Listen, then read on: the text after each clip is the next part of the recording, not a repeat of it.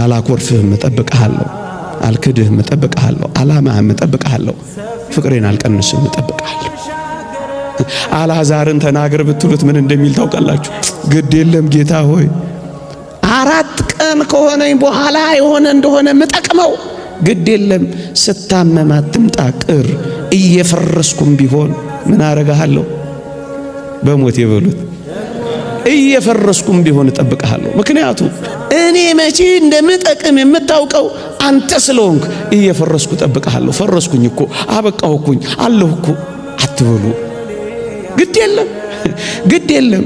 ጥቂት የምትዘገየው የዘላለም ጥያቄ ልትመልስልኝ ከሆነ ጌታ ሆይ አሁን አትምጣ ቅር፣ መቃብር ስገባ እጠብቅሃለሁ ዛና በሉት።